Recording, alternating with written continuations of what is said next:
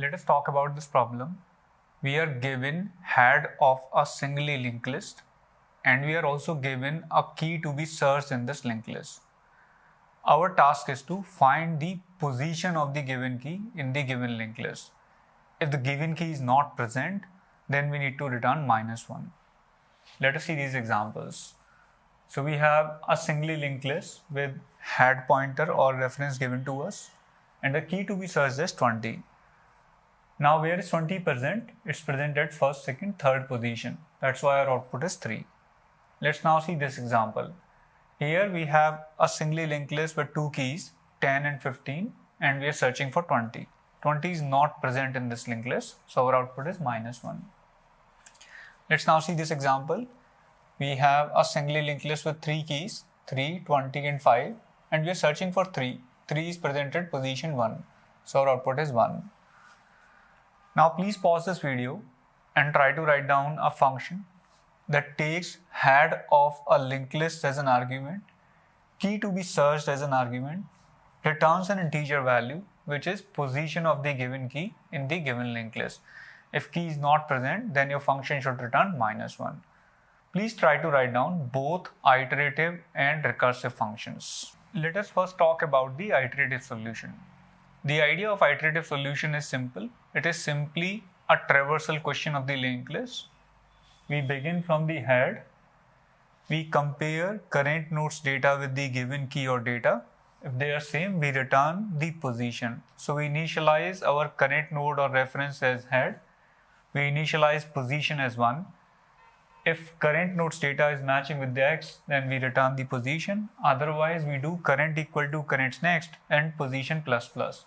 So we come here, we compare 20 with this, it's not matching. So we again do current equal to current next and we come here. At this time, we match the given data, we match the given value x with 20. So we return position and position has been incremented 2 times. Initially it was 1, when we came here it became 2, now it became 3. Now what happens if the given key is not present in the linked list? Suppose we were searching for something like 25. We would begin from here, we'll have position 1, we'll come to here, we'll have position 2, we'll come to here, we'll have position 3, we'll come to here, we'll have position 4. And after that, we'll come out of the loop because we'll reach null. Next of last node is null. So if you reach null at that position, you return the result as -1 instead of returning the position variable. Now you have enough idea. Please try to complete the required functions. Here are C++ and Java implementations of the iterative approach. So the approach is really simple. We have initialized current as head, right? Current reference in Java, current pointer in C++. We have initialized position as 1. Now we are running a loop while current is not null. Compare current's data with x, right? Current.data x in Java and current arrow data in C++. If they're matching, then return the position. If they're not matching, then move ahead, increment the position and change current. Let us see this example. So x is 20, current is here, they are not matching. We'll move current here and we'll increment the position to 2. Now again not matching, so we'll increment the position to 3 and we'll move current here. Right? At this point they are matching, so we'll return position which is 3. Now, how does this handle the cases when your input linked list is empty or when the key is not present? Say if your linked list is empty, then what will happen? You will not go inside the loop. And if you do not go inside the loop, you will come to this statement and you will return -1. So input empty linked list case is handled. Now, how does it handle the case when your key is not present in the linked list? It will traverse through the whole list. Then it will never go inside this if condition while it is traversing. Suppose I'm searching for 35 in this linked list. So it will always go into the else part. It will never go into the if part. So it will come out of the loop. When it comes out of the loop, it will return -1. So both the cases are handled. Now please pause this video and try to write down a recursive solution. Let us now talk about the recursive solution. In the recursive solution, we first compare the given data item with the head's data. If they are matching, we return 1. We found at position 1.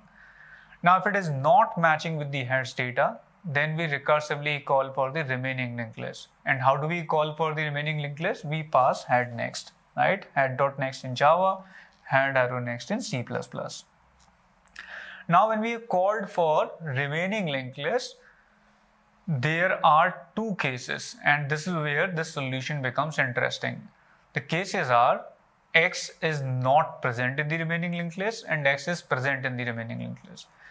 If our recursive solution works fine, if all the base cases are written correctly, then we'll get -1 if X is not present. What should we do in this case? We should return -1. And if X is present in the remaining linked list, and if we are getting the result in a variable RES, then what should we return? We should return result +1.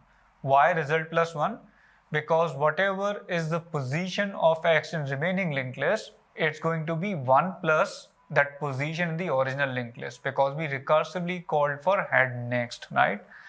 For example, 20's position in this remaining linked list is 2, but in our original linked list, the position of 20 is 3. That is why we add 1. So here is a dry run of the solution. Suppose we are calling for this data for 20. We initially pass for reference of 10 or pointer of 10 and X is 20. Now we come here and we see they are not matching. So we come to the else part. In the else part, we recursively call for 5, right? When we call for 5, it's again not matching, right? So we again come to this part and we recursively call for 20. Now when we recursively call for 20, we again compare head is null, no. Head data is X, yes. So what happens here is we return 1. So this call returns 1 to the parent, and now parent gets the control back, and parent was this to finish. So parent does not get a value -1, it gets a value 1. So what is it going to do? It's going to add 1 to it and return. So it's going to return 2 to its parent. Now this parent, grandparent, gets the control back, and it was also waiting for this to finish. This has finished and returned 2. So what is it going to do? It's not going to fall into this if case, it's going to fall into the else part, and it's going to return 2 plus 1. So it's going to return 3 to the caller, and this is our result in case of 20. Let us now do a try run for a case where the item is not present in the linked list. Suppose we are searching for 30. So we'll again begin with the head node from here, right? And head is not null. So we'll compare the data. Data is not same. So we'll come here. When we come here, we'll call for 5. When we call for 5, we again begin from the first line and we again come for this part because it's not same. So we'll call for 20. When we call for 20, we again come to this part and we call for 15, the last node. When we call for 15, we again come to this part because none of these conditions are true. So when you call for this part, 15's next is null.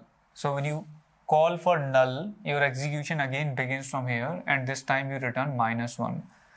So it's going to make a call for null, right, with 30, and this call is going to return -1 to it. Now this checks the result is -1, so it's also going to return -1 to the parent. It goes into the if part. Then this also returns -1 to the parent, and this also returns -1 to the parent, and this also returns -1 to the caller, which is correct result. If we did not add this condition here, what would have happened? We would have got some positive value which was incorrect. So this is how we write a recursive code to find position of an element in a singly linked list. Let us now talk about time complexity of the search function. The search function is going to take big O of n time, whether we have written iterative function or recursive function. See, in the worst case, what is going to happen? The item that you are searching is not present at all. So you will have to traverse through the whole linked list, then you will reach the null, and then you will say it's not present, whether you've written the iterative or recursive. So time complexity is upper bounded by theta n, or we can say it is big O of n. Now talking about auxiliary space, when we have written iterative solution, we need big O of 1 or theta 1 auxiliary space, which is constant auxiliary space. When we write recursive solution, like you can see recursion trace here, in the worst case, you will have n+1 function calls in the function call stack. So the recursive solution requires big O of n auxiliary space. Now, this is similar to what we do in arrays. Array search for an unsorted array also takes theta n time or big O of n time and big O of n auxiliary space. Now, talking about sorted array, when you have a sorted array, then you can use binary search on the sorted array and your time complexity becomes theta log n or big O of log n. Theta log n in the worst case and big O of log n in general. Now, linked lists do not allow binary search to be implemented in big O of log n. Why? Because in case of linked lists, we can't find the middle node in big O of one time. So that is why binary search to be implemented in big O of log n time is not possible in case of linked lists. However, there are variations of linked lists which do some extra overhead and allow faster search in case of sorted linked lists. And these are advanced linked lists called skip list. If you are interested, you can read more about skip list data structure.